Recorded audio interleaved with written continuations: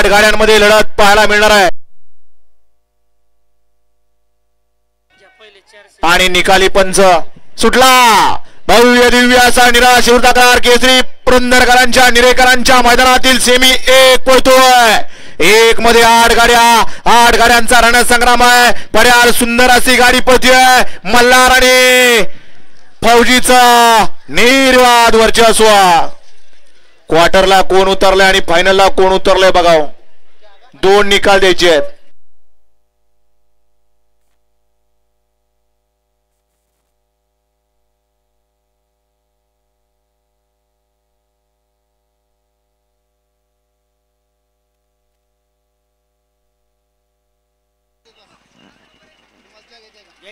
आणि 2 निकाल द्यायचे आपल्याला